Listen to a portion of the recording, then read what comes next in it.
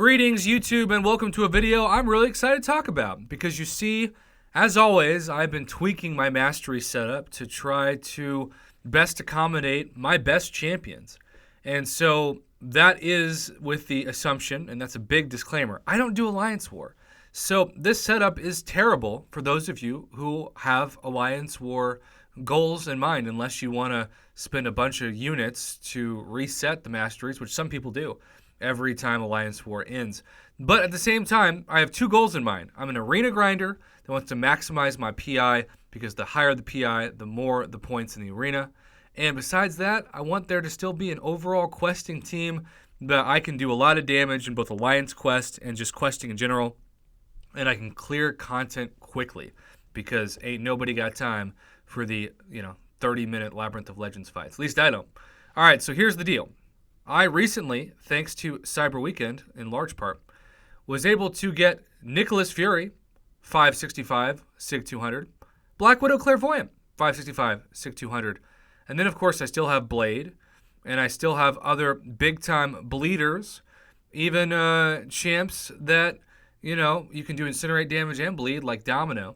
So because of this, I wanted to go back to my favorite mastery, which was to max out Deep Wounds while still keeping enough points to do the overall full suicide setup. So what we're about to do is examine my new mastery setup, which is designed for those of you like me who want to have a ton of arena points, do well in questing, but you don't really care about Alliance War or you don't do it at all. If you do, this setup is not for you, and I'll be the first to admit it. This is also an ever-changing, evolving beast. I've probably changed my mastery setup since I started YouTube probably 2.5 years ago now. I would say at least 30 times, and I'm sure there'll be 30 more times because Katie Candy tells me that I shouldn't have 2 points in Assassin. It's a diminished returns or diminishing returns issue, and so I should take that 1 point. And I don't know, maybe I should put it back into Precision, even though I really haven't noticed much about that point being gone. So what do you think? Should I put that point into Despair? Or should I put it somewhere else, or should I keep it at Assassin? I'm always appreciative of the comments on YouTube. But back to the overall goal. So you can see in the top right, I've kept Glass Cannon maxed, I've kept Double Edge maxed, and I'll keep Liquid Courage maxed. And that's just going to be the permanent setup going forward. I love it too much. Besides those, Deep Wounds is now maxed. I am so excited to have that back to 5 out of 5. 6-star Ronin also inspired me to do it. And heck, 6-star Hawkeye is going to benefit from that as well. Besides that, I just want to point out that the only thing else that's maxed is Cruelty. And I really do think that that's always going to stay the same for sure.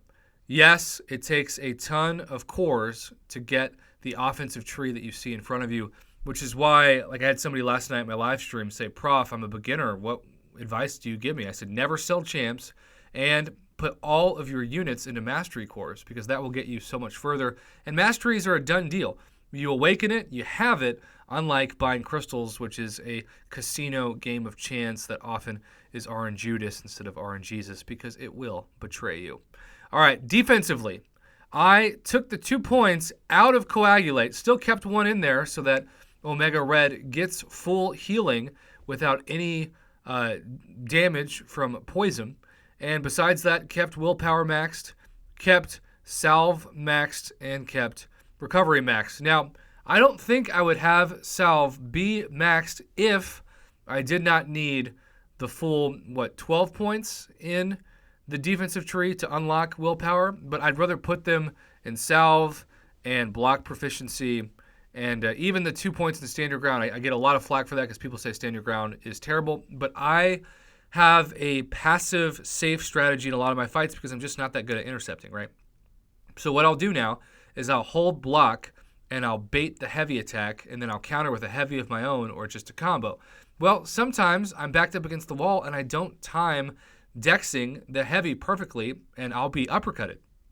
And I can't tell you how many times Stand Your Ground has saved me because I haven't flown, right? I've actually held that uppercut or that heavy because of that mastery. So it really benefits me in my passive playing style, but if you're more aggressive, heck, I know people who are so aggressive when they play, they have 0 points in defense because they just don't care. They figure if they're going to get hit, they're going to die anyway, so their goal is just never to be hit.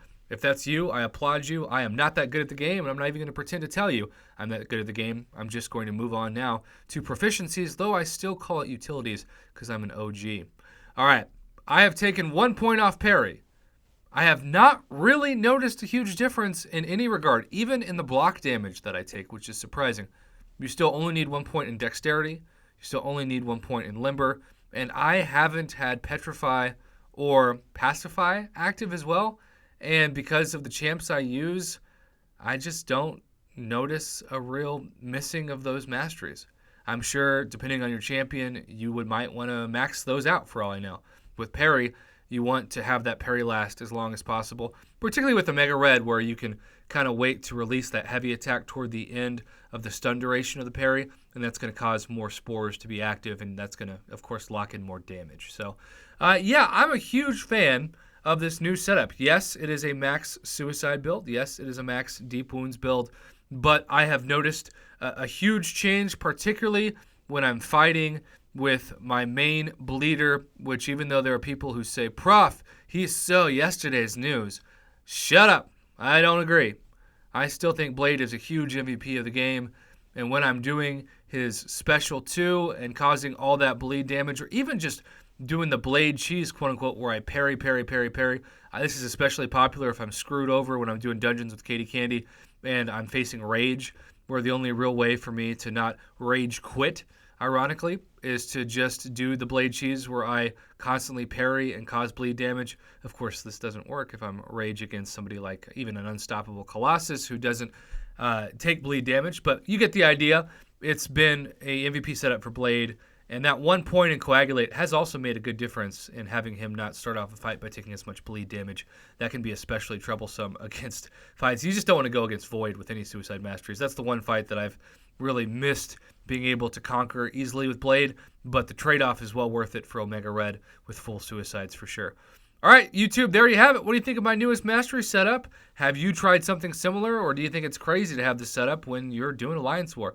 Personally, I get the Alliance War trade-off, but I'll also say, right before I quit Alliance War a few months back, I faced like an Iceman and a couple others that were on max suicides, and yeah, the recoil damage could add up, but the damage was so intense that if you didn't have a champion at full health, especially because most of my champs, including the champs I brought in, were not cold snap immune, you just died anyway before you even had a chance to dex those special ones and have them take recoil damage. So even though it is not recommended to have a full Suicide Mastery, even a partial Suicide Mastery, set up anything with recoil basically for Alliance War, there are matchups where I think having a full Suicide Defender actually increases their chance to get a kill. And that's kind of a underrated part of that conversation.